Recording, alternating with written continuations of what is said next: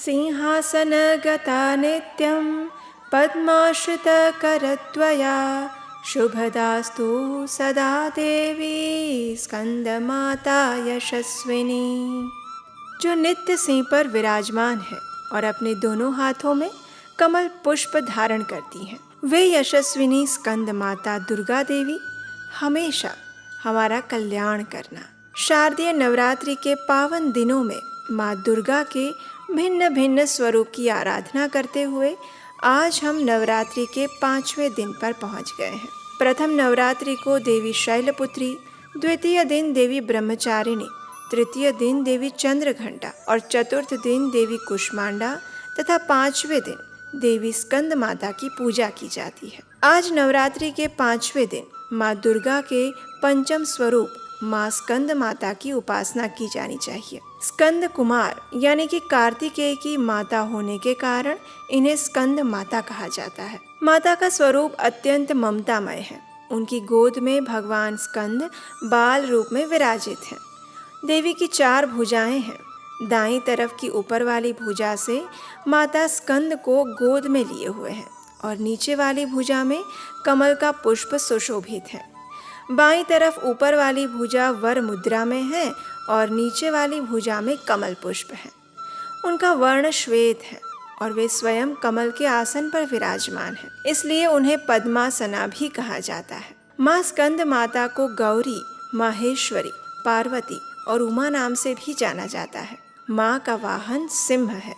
माँ दुर्गा का ये स्वरूप ममता की मूर्त माना जाता है। उनकी गोद में भगवान स्कंद यानी कार्तिकेय स्वामी विराजित रहते हैं। ऐसा कहा जाता है कि स्कंद माता की श्रद्धा पूर्वक पूजा आराधना करने से संतान सुख की प्राप्ति होती है और आपके संतान की हर दुष्प्रभाव से स्कंद माता रक्षा भी करती हैं।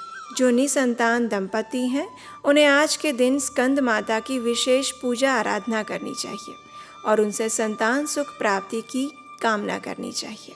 चलिए अब ये भी देख लेते हैं कि माँ दुर्गा को स्कंद माता क्यों कहा जाता है। इसके पीछे की पौराणिक कथा का श्रवण करते हैं। इसका वर्णन हमें शिव पुराण से मिलता है। ये उस समय की बात है जब ताड़कासुर नामक एक दैत्य का अत्याचार अत्यंत बढ़ने लगा था। तारकासुर की उत्पत्ति कहाँ से हुई, ये भी एक बड़ी रोचक कथा है। तो एक समय ऋषि मरीचि के पुत्र ऋषि कश्यप, जिन्हें 13 पत्नियां थीं और वे सभी प्रजापति दक्ष की पुत्रियां थीं। उनमें से सबसे बड़ी पुत्री का नाम था दीति, जिनके पुत्र हिरण्यकशिपु और हिरण्याक्ष, इन दोनों का वध श्री हरि नारायण ने नरसिम्हा अवतार और वराह अवतार में किया था। इसलिए दीति ने फिर से अपने पति से एक पुत्र की मांग की और तब ऋषि कश्यप ने दीति से कहा कि ब्रह्मा जी की तपस्या करके वो पुत्र की प्राप्ति कर सकती है। अपने पति की बात मानकर दीति ने ऐसा ही किया। उनकी तपस्या के कारण ब्रह्मा जी के वरदान से उन्हें एक पुत्र की प्राप्ति हुई, जिसका नाम वज्रांग था और वो अत्यंत बलशाली और पराक्रमी था। उसने अपने बल से इंद्र को भी परास्त कर दिया और उन सबको बंदी बना लिया था। लेकिन ब्रह्मा जी के समझाने पर उसने सभी देवताओं को मुक्त कर दिया और फिर सात्विक भाव से अपना जीवन व्यतीत करने लगा। किंतु उसकी पत्नी वैरांगी शुद्ध हृदय वाली नहीं थी। उसने अपने पति से एक अत्यंत बलशाली पुत्र की मांग की, जो तीनों लोकों में अपना आधिपत्य स्थापित कर सके। वैरांगी की ये बात उसे अच्छी नहीं लगी, लेकिन फिर भी पत्नी के मोह में उसने वचन दे दिया और ब्रह्मा जी की तपस्या करने लगा, जिससे वैरांगी ने एक पुत्र को जन्म दिया। उसका नाम ताड़कासुर पड़ा। उसने अपने अत्याचारों से चारों ओर उत्पात मचा रखा था और तीनों लोकों में अपना आधिपत्य स्थापित करने हेतु उसने ब्रह्मा जी की तपस्या भी की। उसकी तपस्या से प्रसन्न होकर ब्रह्मा जी ने उसे वरदान मांगने को कहा और तब उसने अमरत्व का वरदान मांगा। ब्रह्मा जी ने कहा कि ये तो मेरे लिए भी संभव नहीं है, इसलिए कुछ और मांगो। तो उसने अपनी कुबुद्धि का उपयोग किया और कपटपूर्वक भगवान शिव के पुत्र के हाथों ही उसकी मृत्यु हो, ये वरदान मांग लिया। उसने सोचा कि महादेव तो वैरागी हैं, तो उनका तो पुत्र होने का कोई प्रश्न ही नहीं उठता, जिससे वो अपने आप ही अमर हो जाएगा, क्योंकि महादेव तो हर पल तपस्या में लीन रहते थे और वे कभी माता पार्वती से विवाह करने वाले नहीं थे। ऐसा उसने सोचा। उसने वरदान में महादेव के पुत्र के हाथों ही उसकी मृत्यु मांगी और ये सुनकर ब्रह्मा जी ने भी तथास्तु कह दिया। वरदान पाकर तारकासुर अत्यंत दुष्ट हो गया।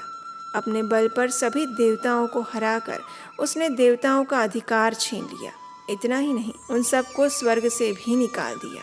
अब तारकासुर के अत्याचारों से दुखी सभी देवता ब्रह्मा जी के पास आए और उनको लेकर वे श्री हरि विष्णु की शरण में गए। उनसे प्रार्थना की कि वे उन्हें इस दुखद स्थिति से बाहर निकालें। तब भगवान विष्णु ने उन्हें सांत्वना देते हुए कहा कि माता सती ने अपना पुनर्जन्म ले लिया है और वे पर्वतराज हिमालय की पुत्री के रूप में जन्म ले चुकी हैं।